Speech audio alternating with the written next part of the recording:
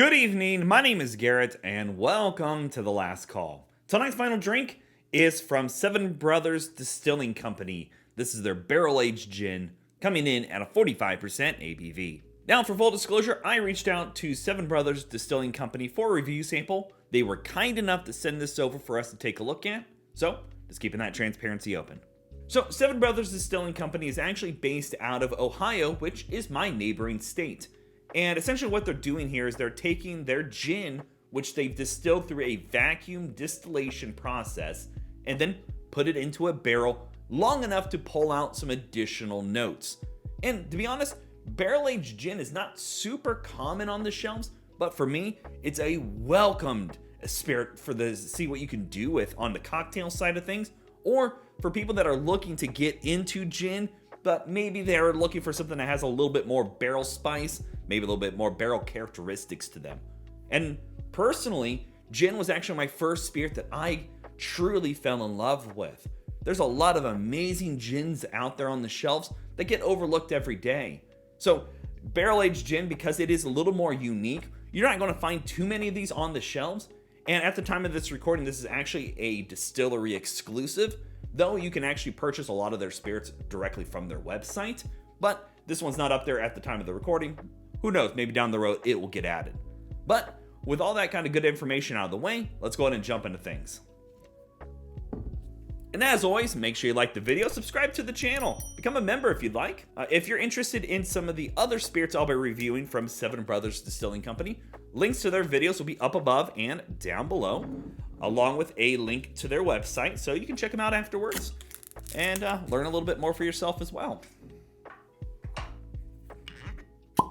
Ooh, good pop there. Oh, almost dropped the cork. Now, for a lot of people, gin, because of the juniper that's in gin, can be very brash. The idea behind that barrel process is to make it a little bit more friendly, kind of add some additional characteristics in there, specifically depending on where their barrels are coming from, and then lessen that big juniper bite in things. Beautiful light golden color. Look at that. Almost like a pale scotch in the colorations. All right, let's go for notes. Oh, that is beautiful. Ooh, spicy. You do get that gin right up front, but then you get this beautiful, almost orange peel, cardamom, lime. I'm almost getting a lime in there, kind of like a freshly squeezed lime. You are getting a little bit of that oak impact on here too. Just a light barrel spice, a little vanilla going on as well. Makes it a little creamier on the nose. It's almost giving me lemon lime soda vibes because there's definitely some lemon peel in here, but I'm also getting this zesty lime note, and it is really taking me for a fun ride here. The barrel spice is definitely just enough. It doesn't overtake the gin itself, but just complements the spicy characteristics with that bit of that juniper bite to it. All right, let's go for a taste. Oh, man. Oh, that is done beautifully. It's sweet. Vanillas, the spice in here, the cardamom, that lime and orange wedge, and a bit of lemon going on. There's a lot of herbalness in here too. Bit of floral going on. But you definitely get that bit of barrel spice in here, and I think that's the winning combination for me. Surprisingly, the first thing I get is that lemon note.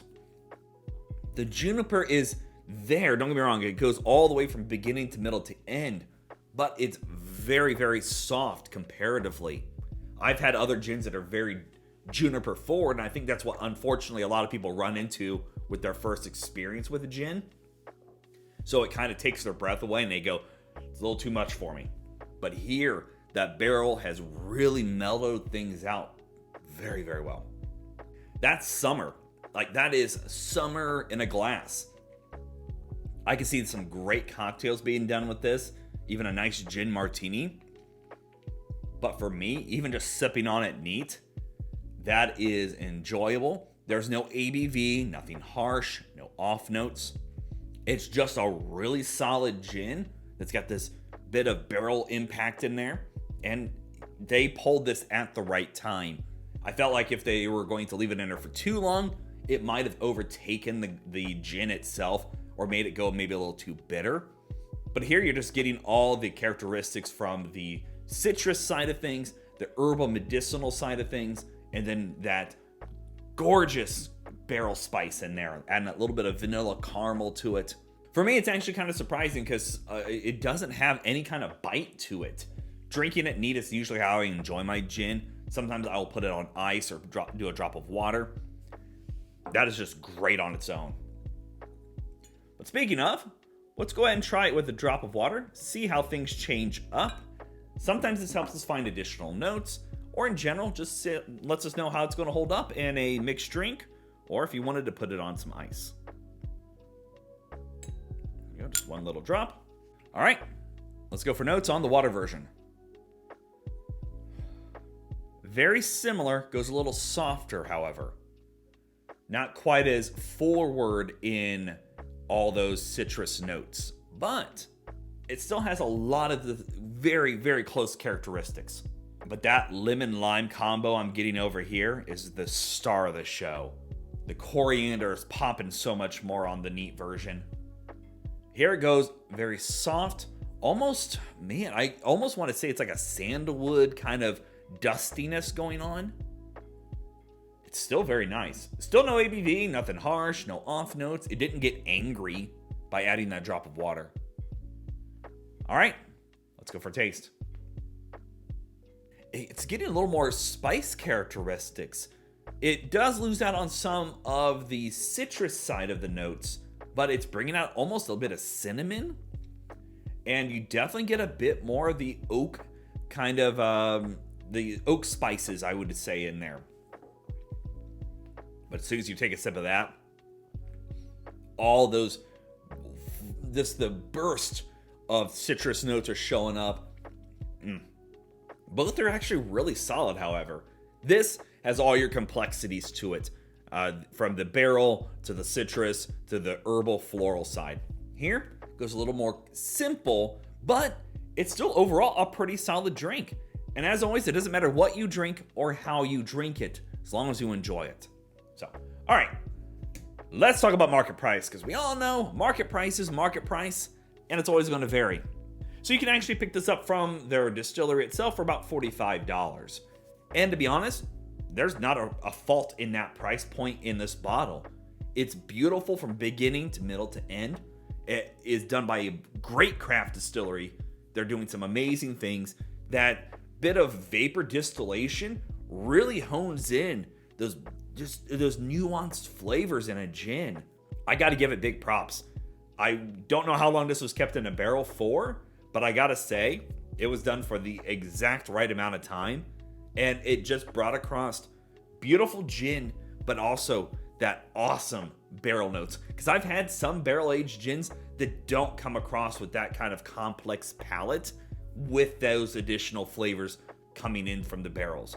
Again, I got to give it big thumbs up because coming from a craft distillery doing barrel-aged gin, it's not too common. It's a great one. Highly recommend this bottle. Go pick it up if you ever make your way over there.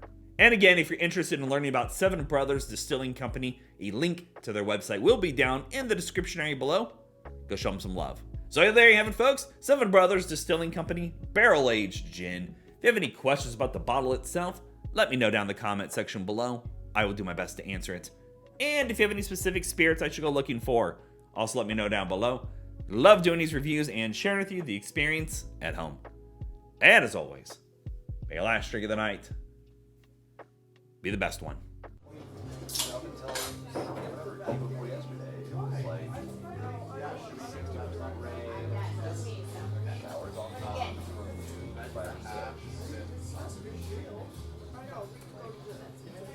You know, I really like it might not.